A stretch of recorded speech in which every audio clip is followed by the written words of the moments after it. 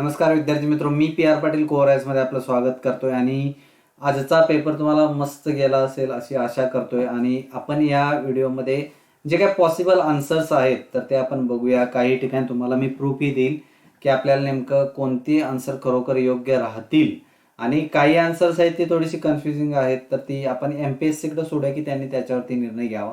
ठीक आहे, चला तर मग स्टार्ट करूया. पहिला आहे की सस्टेनेबल इंटरनॅशनल फायनान्सिंग स्कीम ही कोणत्या जागतिक संघटनेशी संबंधित आहे.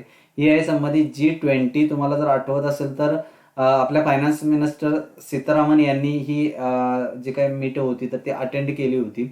आणि कशा संदर्भात आहे तर जे काही कोविड सिच्युएशन आली होती तर अशी सिच्युएशन पुन्हा येऊ नये आणि आली तर आपण त्याला टॅकल करता यावं यासाठी म्हणून ही स्कीम चालू करण्यात आलेली आहे. ठीक आहे, त्यानंतर दुसरा आहे की कोणत्या देशाने 2022चा कॉम्पिटस ऍक्ट आणलेला आहे. कॉम्पिटस ऍक्ट म्हणजे काय तर creating opportunities for manufacturing preeminence in technology and economic strength असा याचा फुल फॉर्म आहे, जो अमेरिकेनं सुरू केलाय. का सुरू केलाय? बाहेरच्या देशातून टॅलेंट तिथं अमेरिकेमध्ये यावं आणि ह्याचा इम्पॅक्ट कसा होईल तर त्यांनी एक न्यू स्टार्टअप विजा सुरू केलेला आहे आणि त्याच्या अंतर्गत बाहेरून जे स्टार्टअप नवीन करणार त्या लोकांसाठी हा विजा प्रोव्हाइड केला जाईल. ठीक आहे, आणि हे शक्यतो भारतीय लोकांसाठी फार इम्पॉर्टंट न्यूज आहे, त्यामुळे हे क्वेश्चन मध्ये न्यूजमध्ये राहिलेलं आहे. ठीक आहे, त्यानंतर कोणत्या अंतराळ संस्थेने अंतराळातून शुक्राच्या पृष्ठभागाची पहिली दृश्यमान प्रकाश प्रतिमा प्रकाशित केली आहे. याचं योग्य उत्तर आहे नासा. नासानं ही एक मध्ये शुक्राची एक इमेज रिलीज केलेली तुम्हाला माहिती असेल. ठीक आहे, पार्कर सोलार प्रोब जो आहे, पार्कर सोलार प्रोब तर यानं ही इमेज घेतलेली होती. ठीक आहे, इथं तुम्ही ते बघूही शकता ही न्यूज कधी होती. त्यानंतर कोणत्या संस्थेने चेक पेमेंटसाठी पॉझिटिव्ह पे सिस्टीम विकसित केली आहे. याचं योग्य उत्तर आहे भारतीय रिझर्व्ह बँक. बऱ्याचशा मुलांनी NPCIचं आन्सर लिहिलेलं आहे तर हे चूक आहे. RBIनं 5 लाख आणि त्याच्या जे काही जास्त पेमेंट असेल तर त्याच्यासाठी काय केलेलं आहे, ही सिस्टीम सुरू करण्याचं ठरवलेलं आहे. ठीक आहे, इथं तुम्ही ती गोष्ट बघू शकता. त्यानंतर कुष्ठरोगासाठीचा आंतरराष्ट्रीय गांधी पुरस्कार 2021 कोणाला प्रदान करण्यात आला तर हा व्यंकय्या नायडू यांनी डॉक्टर भूषण कुमार यांनी जे काही कुष्ठरोग्यांसाठी काम केलं यांच्यासाठी म्हणून हा प्रदान करण्यात आला. हे बाबा आमटेंच्या पुण्यतिथीनिमित्त हा पुरस्कार दिला जातो. आणि अजून एक संस्था होती, आय थिंक सहयोग कुष्ठता यज्ञ ट्रस्ट म्हणून आहे गुजरातमध्ये, तर त्यांनाही हा पुरस्कार देण्यात आलेला आहे. ठीक आहे, त्यानंतर पशुधन गणना 2019 नुसार महाराष्ट्र राज्याचा देशामध्ये पशुधनाच्या बाबतीत कितवा क्रमांक लागतो तर 7वा क्रमांक लागतोय. तुम्ही इथं बघू शकताय 7 नंबरला जे महाराष्ट्र आहे. जवळपास जी 2012 मध्ये ज्यावेळी गणना झालेली त्यावेळी 32.5 मिलियन काहीतरी आपल्याकडे पशु होते, ते आता 33 मिलियन झालेले आहेत. ठीक आहे, त्यानंतर ओमिक्रॉन प्रकार शोधणारे भारतातील पहिले RT-PCR किट ओमिश्युअर कोणत्या कंपनीने विकसित केले. हे कोणी केलंय तर टाटा MD. इथं तुम्ही ही न्यूज बघू शकताय. तर ही टाटा MD कंपनीने काय केलेलं आहे, ICMRच्या मदतीनं हा जे काय ओमिश्युअर जे काही किट आहे तर ती तयार केलेली आहे. ठीक, पुढचा प्रश्न आहे नुकताच प्रक्षेपित केलेला NROL 85 हा कोणत्या देशाचा गुप्तचर उपग्रह कोणत्या देशाचा आहे तर USA आहे. हे काय आहे तर तुम्हाला NRO एक ऑर्गनायझेशन आहे, कुठली आहे तर USA ची ऑर्गनायझेशन आहे, तर त्यांनी हा बनवलेला उपग्रह आहे. ठीक आहे, त्यानंतर राष्ट्रीय वित्तीय अहवाल प्राधिकरण NFRA चे अध्यक्ष म्हणून कोणाची नियुक्ती करण्यात आलेली आहे. अजय भूषण पांडे. हे आपण करंट अफेअर्स मध्ये पाहिलेलं होतं. ठीक आहे, त्यानंतर पुढचा प्रश्न आहे की ग्राहक संरक्षण कायदा 2019च्या बाबतीत खालीलपैकी कोणते विधान चुकीचं आहे. पहिलं काय विधान आहे तर हा कायदा 20 जुलै 2020 पासून लागू आहे, हे अगदी योग्य आहे. त्यानंतर जर बघितलं तर ई-कॉमर्स प्लॅटफॉर्मवरील अनुचित व्यापार प्रतिबंध नियमांचा समावेश या कायद्यात करण्यात आलेला आहे, हे बरोबर आहे. आणि ग्राहक विवाद निवारण आयोगाच्या नियमानुसार 10 लाख रुपयापर्यंतच्या तक्रारीसाठी कुठलेही शुल्क आकारले जाणार नाही. 5 लाख आहे. ठीक आहे. इथं तुम्ही ह्या फोटोमध्ये बघू शकताय सगळ्या बाकीच्या डिटेल्स. ठीक आहे. म्हणजे सी जे आहे तर यांनी काय विचारले की चुकीचं कोणतं आहे, तर सी चुकीचा आहे आणि बाकी दोन्ही ऑप्शन्स बरोबर आहेत. त्यानंतर भारताच्या महत्वाकांक्षी गगनयान या अंतरिक्ष मोहिमेला खालीलपैकी कोणत्या देशाचे महत्वपूर्ण सहकार्य लाभले आहे? मुळात इथं फार कन्फ्युजन आहे, कारण फ्रान्स, काही ठिकाणी फ्रान्स ही आपल्याला दिसतोय. फ्रान्सनं जे फिजिशियन्स वगैरे जे आहेत म्हणजे डॉक्टर्स वगैरे, तर त्यांना तिथं पाठवून देण्यासाठी आणि तिथं त्यांना सोय करण्यासाठी म्हणून फ्रान्सनं आपल्यासोबत मेमोरंडम ऑफ ॲग्रीमेंट साईन केलेला आहे. त्याचबरोबर जपाननेही आपल्या भारतासोबत किंवा इस्रो सोबत काय केलेलं आहे, ॲग्रीमेंट साईन केलेलं. त्यामुळे याच्यामध्ये बरंचसं कन्फ्युजन राहू शकतं. मग जपानही येऊ शकतो किंवा फ्रान्सही येऊ शकतो. हे आपण MPSC वरती सोडूया. त्याचबरोबर सर्वोच्च न्यायालयाने ऑक्टोबर 2021 मध्ये R.V. रवींद्रन समिती खालीलपैकी कोणत्या उद्देशाने नेमली होती? मध्ये आय थिंक मी एक पेगासस वरती एक व्हिडिओ पण बनवलेला, तर तो ही जी समिती आहे तर ती कशाविषयी आहे, तर पेगासस काय आहे, तर एक स्पायवेअर आहे जे की इथल्या लोकांच्या डॉक्युमेंट्स किंवा मोबाईलवरती काय करतो की स्पाईंग म्हणजे लक्ष ठेवण्याचं काम करतो. आणि हा असा व्हायरस आहे की अगदी तुम्ही एखादा मिस कॉल जरी आला आणि तुम्ही कॉल रिसिव्ह जरी नाही केला तरी तो तुमच्या मोबाईलमध्ये काय होईल, इन्स्टॉल होईल आणि तो तुमचे सगळे डॉक्युमेंट्स म्हणजे अगदी तुमचे मेसेजेस, डॉक्युमेंट्स, तुमचं सगळ्या गोष्टी त्याला चेक करता येतील. तर ही जी कमिटी आहे तर ती कशा संदर्भात आहे, तर पेगासस संदर्भात आहे. ठीक आहे. त्यानंतर मध्ये एक ॲप्लिकेशन आरोग्य मंत्रालयानं लॉन्च केलं होतं, ते होतं CGHS. काय आहे CGHS, काय आहे, तर सेंट्रल गव्हर्नमेंट हेल्थ स्कीम. या नावावरूनच बऱ्याचशा गोष्टी क्लिअर झाल्या असत्या. ठीक आहे. तर हे कोणतं आहे, तर आरोग्य मंत्रालयाचं हे ॲप आहे. त्यानंतर 16वी जागतिक युवा तिरंदाजी स्पर्धा ऑगस्ट 2021 मध्ये खालीलपैकी कोणत्या ठिकाणी पार पडली, तर पोलंडमध्ये पार पडलेली आहे. इथे तुम्ही न्यूज बघू शकता. ऍक्च्युली हे 16वी आहे की 17वी त्याबद्दलही बरेचसं कन्फ्युजन आहे. ठीक आहे. हे क्लिअर करून घ्या. त्यानंतर खालील वर्णनावरून व्यक्ती ओळखा. फक्त जरी तुम्हाला महाराष्ट्र भूषण 2021 एवढं जरी माहित असतं तरी आशा भोसले आपलं आन्सर अगदी करेक्ट आलं असतं. ठीक आहे. त्यांनी 2013 मध्ये माई या चित्रपटासाठी काम केलं. इव्हन माईचं तुम्ही जर पोस्टर काढून बघितलं तर तुमच्या लक्षात येईल. त्याचबरोबर ग्रॅमी पुरस्काराकरता नामांकन मिळालेल्या पहिल्या भारतीय गायिका आहेत, गायक नाही. गायक ऑलरेडी रविशंकर वगैरे यांना हे पुरस्कार मिळालेले आहेत. त्यामुळे गायिका पहिली कोण आहे, तर आशा भोसले आहेत. ठीक आहे. याचं योग्य उत्तर राहील आशा भोसले. त्यानंतर भारतात संसद आणि राज्य विधानमंडळाच्या निवडणुका कोण घेतं, तर भारताचा निर्वाचन आयोग. हा साधा सोपा प्रश्न आहे, याच्यात फारसं काही डिटेलमध्ये जाण्यात काही अर्थ नाही. त्यानंतर प्रत्येक राज्याला महाधिवक्ता असावा असे कोणत्या कलमात नमूद करण्यात आले, ते केलेलं आहे 165 नुसार. 165 कलम काय सांगतो की प्रत्येक राज्याला एक महाधिवक्ता असावा. ठीक आहे.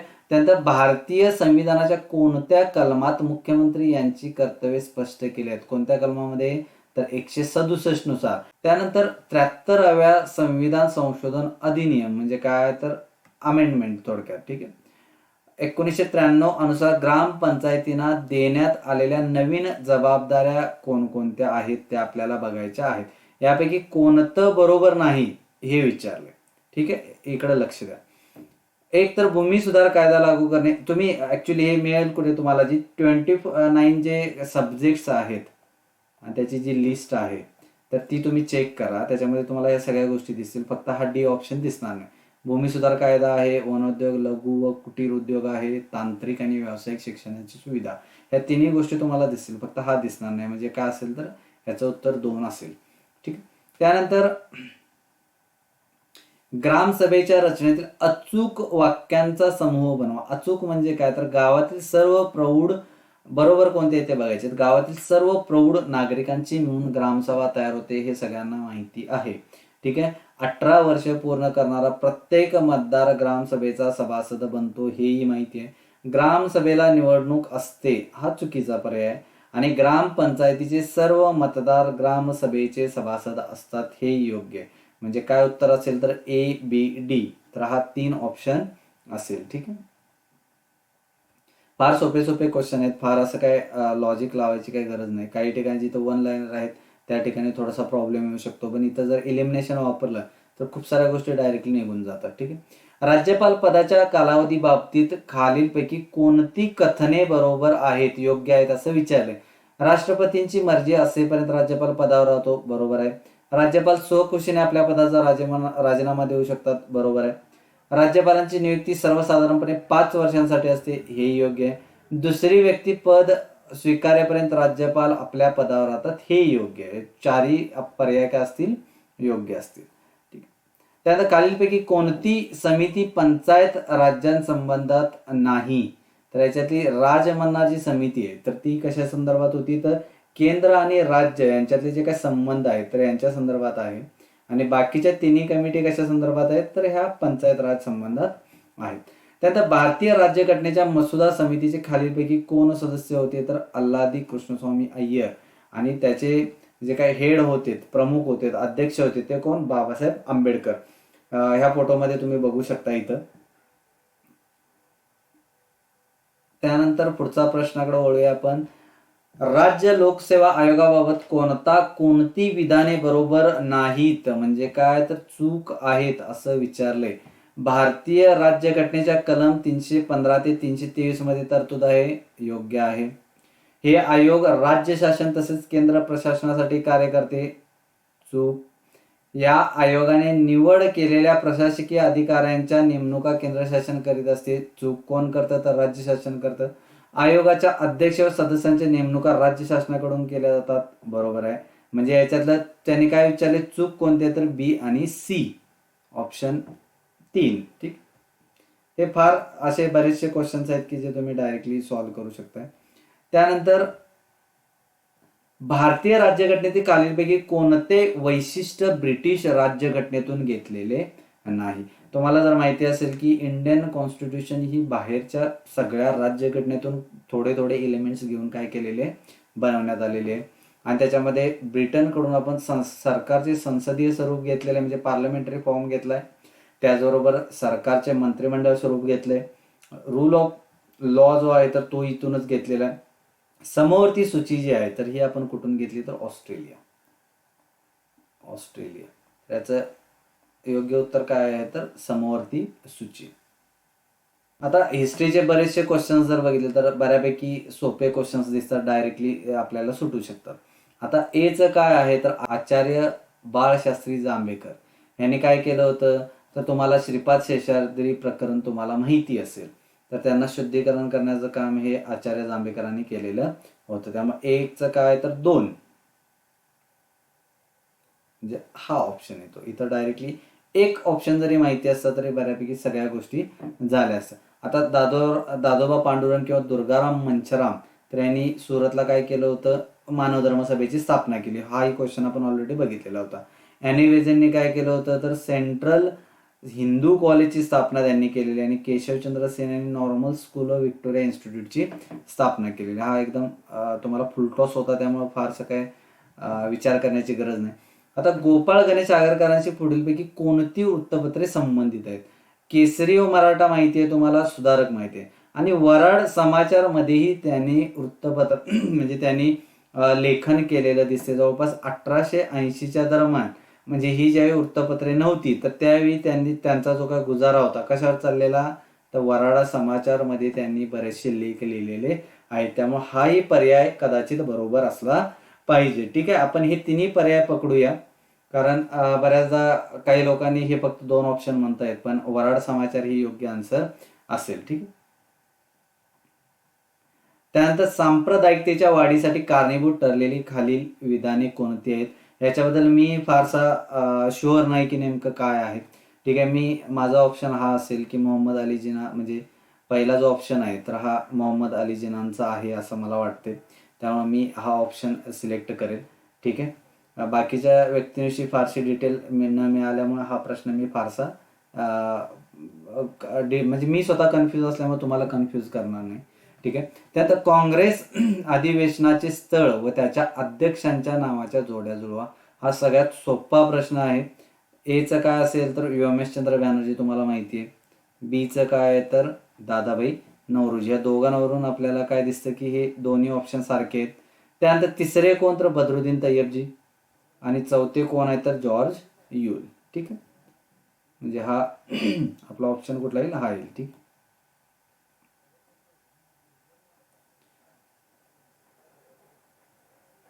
तसे हिस्ट्रीचे बघितले तर फार सोपे क्वेश्चन्स वाटतात. त्यानंतर भारताच्या दळणवळण क्षेत्राच्या विकासाविषयी खालीलपैकी कोणती विधाने बरोबर आहेत असं विचारलंय. पहिलं, सार्वजनिक बांधकाम खाते लॉर्ड डलहौसीच्या काळात निर्माण केले गेले, योग्य आहे. त्यानंतर दुसरं, लॉर्ड कॉर्नवॉलिस आणि जॉन शोअरच्या काळात रस्त्यांच्या बांधकामास मोठी चालना मिळाली. रेल्वेच्या सुरुवातीच्या काळात ब्रॉड गेज बांधण्यात आलेले होते, हेही बरोबर आहे. ही दोन जरी माहीत असेल, ए आणि सी, ए आणि सी कुठं कुठं आहे तर याच्यात नाही हा चूक, याच्यात नाही हा चूक, याच्यामध्ये नाही हा चूक, तर बरोबर काय असेल ए बी सी. जरी हा शेवटचा माहीत नसेल आणि तुम्हाला हे लक्षात घ्या, 20 वर्षांची रस्ता सुधार योजना ही नागपूर जी काय योजना होती त्याच्यामध्ये हा मुद्दा होता. पण नागपूर परिषदेने हा जो शब्द काउन्सिल किंवा परिषद शब्द घेतलाय त्यामुळे फारसं कन्फ्युजन आहे. ठीक आहे. 1943 ते 63चा प्लॅन यांच्या तुम्हाला हे जे नागपूर योजना आहे तर त्याच्यामध्ये हा प्लॅन दिसतो. ठीक आहे. सध्या आपण धरून चालूया की ए बी सी बरोबर आहेत. ठीक आहे. आता आयोग काय करतं बघू आपण, कदाचित कॅन्सल होईल. ठीक आहे. त्यानंतर 1 नोव्हेंबर 1866 रोजी स्थापन झालेल्या ईस्ट इंडिया असोसिएशन संस्थेचा उद्देश काय होता? काय उद्देश असेल? एकतर राजकीय शिक्षण आणि लोकशिक्षण. तर हे दोन्ही ऑप्शन आपल्याला कुठं दिसत नाहीत. ठीक आहे. मग एक तर तुम्ही सी करू शकता, कारण ऍक्च्युली ही जी स्थापन झालेली कुठं तर लंडनमध्ये स्थापन झाली आणि याचा हेतू काय होता तर तिथल्या लोकांना भारतीय लोकांची जी काय परिस्थिती आहे तर ती काय करायची होती तर त्या लोकांसमोर मांडायची होती. यासाठी म्हणून ही संस्था स्थापन केलेली होती कुणी, दादाभाई नौरोजी यांनी. त्यानंतर इसवी सन 1935च्या भारत शासन कायद्याद्वारे कोणती संस्था स्थापनेची तरतूद केली होती? कोणकोणत्या संस्था असतील? फेडरल कोर्ट स्थापन झाले, रिझर्व्ह बँक ऑफ इंडिया स्थापन झाले आणि फेडरल रेल्वे स्थापन झाले. हाय कमिशनर जे आहे तर ते 1919चा जो ऍक्ट होता तर ह्या ऍक्टनुसार कोणतं हाय कमिशनरची पद स्थापन करण्यात आलेलं होतं. ठीक. त्यानंतर 1847 मध्ये मुंबई बंदर व कापूस उत्पादन करणारे विभाग यांना जोडणारी रेल्वे सुरू करावी अशी मागणी कुणी केली होती तर विलोकबी यांनी ही मागणी केलेली दिसते आपल्याला. ठीक आहे. त्यानंतर हाही फार सोपा क्वेश्चन आहे, याच्यातले एक दोन तर डायरेक्टली तुम्हाला निघून जातील की 1918 मध्ये जो काय अहमदाबाद मध्ये गांधीजी भारतात आल्यानंतर 3 महत्वाचे काय झालेले आंदोलनं झाली. एक तर खेडा होतं, अहमदाबाद आहे, त्यानंतर तुमचं चंपारण आहे. ठीक आहे. चंपारण, अहमदाबाद आणि खेडा हे तिन्हींमध्ये हे अहमदाबाद आहे तर ते तिथं तुम्हाला महात्मा गांधी दिसतील. ठीक. त्यानंतर all India trade union congress जी आहे तर ती कोणी तर लाला लजपतराय, हेही तुम्हाला माहिती असेल. आणि गिरणी कामगार संघटना कोण तर नारायण मेघाजी लोखंडे आणि मद्रास लेबर युनियन कोणी तर BP वाडिया. ठीक आहे. हे सोपं आहे, म्हणजे याच्यामध्ये फार काही लॉजिक नाही. त्यानंतर खालील विवरणावरून व्यक्ती ओळखा. आता याच्यातलं फारसं चर्चा न करता जरी डायरेक्टली राष्ट्रीय काँग्रेसचे अध्यक्ष बऱ्यापैकी तिघेही राहिलेले आहेत. त्याचबरोबर बॉम्बे असोसिएशनची स्थापना दादाभाई नौरोजी, याच्यावरून पण लक्षात येईल, किंवा ईस्ट इंडिया असोसिएशन वरून पण तुम्हाला ही गोष्ट लक्षात येऊ शकते. इंडिया नावाचं वृत्तपत्रही त्यांनी सुरू केलेलं आहे. त्याचबरोबर भाऊ दाजी लाड हे कशाचे पुरस्कर्ते होते तर विधवा पुनर्विवाह, स्त्री वृद्धाश्रम नाही, सामाजिक भेदभाव इथंही नाही आणि ख्रिस्ती धर्म इथंही नाही. ठीक आहे. उत्तर काय असेल तर विधवा पुनर्विवाह. त्यानंतर संतांचा उठाव. आता हा उठाव येण्याचं कारण काय तर राष्ट्रपती द्रौपदी मुर्मू यांची झालेली नेमणूक. ठीक आहे. कोणती विधाने चुकीची आहेत? आता याच्यातलं एक तुम्हाला जरी माहिती असेल, सी बरोबर आहे. का तर जे काय सिद्धू आणि कान्हू जे दोघं भाऊ होते तर त्यांना विश्वासघाताने पकडलेलं होतं. आता सी नसलेला पर्याय शोधा. इथं सी आहे, इथं आहे, म्हणजे इथं पर्याय उत्तर काय असेल बी आणि डी. बाकीचं काही जरी माहीत नसतं तरी तुमच्या लक्षात आलं असतं. इथं सी आहे, इथं सी आहे, इथं, कारण सी बरोबर आहे त्यामुळं तुम्हाला ही गोष्ट पटकन लक्षात येईल. ठीक. त्यानंतर ब्रिटिशांच्या व्यापारवादी अर्थव्यवस्थेचा खालील कोणता उद्देश होता? कोणता उद्देश होता? एकतर जास्तीत जास्त नफा मिळवणे हा 100% आहे. कंट्रोल ऑन इकॉनॉमिक फॅक्टर्स म्हणजे आर्थिक घटकावरती नियंत्रण ठेवणे हाही आहे. त्यांनी कधी इकॉनॉमिक ग्रोथचा विचार केला होता का रे? नाही. त्यामुळं हा काय पर्याय येणार नाही. त्याचबरोबर नो ट्रेडिंग कॉम्पिटिशन हाही कधी पर्याय येणार नाही. उत्तर काय असेल? बी आणि सी, पर्याय क्रमांक 2.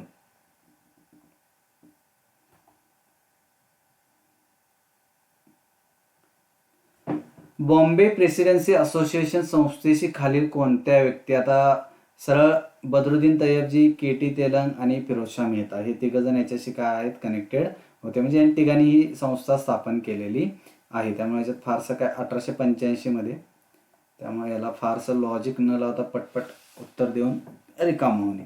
ठीक आहे. त्यानंतर महाराष्ट्रातील गुप्त संघटनांचे संघटनक व त्यांच्या कार्यक्षेत्राच्या जोड्या. मुळात हा जर प्रश्न बघितला तर हा रिपीटेड क्वेश्चन आहे आणि सेम ऑप्शन होते. त्यामुळं श्रीधर परांजपे कोण तर वर्धा, गंगाधर देशपांडे कुठं तर बेळगाव, दादासाहेब खापर्डे कुठं तर अमरावती आणि सिद्धनाथ काणे यवतमाळ. ठीक आहे. इथं होऊन जाते, एवढा काही प्रॉब्लेम नाही. ऑलरेडी तुम्ही जर डिस्कशन किंवा आधीचे जे काही क्वेश्चन्स होते प्रिव्हियस इयर सॉल्व्ह केले असते तर खूप सारे क्वेश्चन्स हे पटपट सुटलेही असते. महाराष्ट्रातील शेती क्षेत्रासंदर्भातील काही समस्या खाली दिल्या आहेत. त्यापैकी कोणती समस्या ही सामाजिक स्वरूपाची विचारली आहे? सामाजिक स्वरूप बघत असताना लक्षात घ्या, आता हवामान हा सामाजिक पार्ट नाही, आर्थिक भांडवल हा इकॉनॉमिक झाला, आर्थिक झाला, मर्यादित कृषी संशोधन हा सायंटिफिक झाला. आता इथं काय शेत जमिनीचे होणारे विभाजन म्हणजे फ्रॅगमेंटेशन ऑफ लँड, जे काही छोटे छोटे तुकडे झाले होतात, म्हणजे आपल्याकडे जे काही पॉप्युलेशन, जॉईंट फॅमिलीमध्ये त्यांची मुलं, मग त्यांना वारसा हक्क लागणे, मग छोटे छोटे पार्ट होणे, याला म्हणायचं शेत जमिनीचे विभाजन. त्यानंतर महाराष्ट्राच्या पश्चिमेस उत्तर दक्षिण दिशेत कुठली आहे? तर सह्याद्री आहे. सरळ विचारलेला आहे, एकदम सोपा क्वेश्चन आहे. ठीक आहे. गुजरात राज्यातील उकाई हा बहुउद्देशीय प्रकल्प कुठे आहे? तर तापी नदीवर आहे. तुम्ही या फोटोमध्ये बघू शकता की नेमकं कुठं हा प्रकल्प वसलेला आहे. ठीक आहे. नंतर भारतात या पिकाला सुवर्ण तंतू म्हणतात. कुठल्या पिकाला म्हणतात? तागाला. तुम्हाला गोनपाट माहिती असेल, तागापासून गोनपाट बनवतात आणि ते धातू कसे दिसतात? आपल्याला गोल्डन दिसतात. तर म्हणून याला काय म्हटलं जातं? गोल्डन फायबर किंवा सुवर्ण तंतू असं म्हटलं जातं. ठीक आहे. महाराष्ट्रामध्ये लोह खनिजांचे साठे खालीलपैकी कोणत्या जिल्ह्यात आहेत? कोणत्या जिल्ह्यात आहेत? तर सिंधुदुर्ग. सगळ्यात जास्त कुठं आहेत? तर गडचिरोलीमध्ये आहेत. त्यानंतर कुठं आहेत? सिंधुदुर्गमध्ये. त्यामुळे हा ऑप्शन बरोबर आहे. ठीक आहे.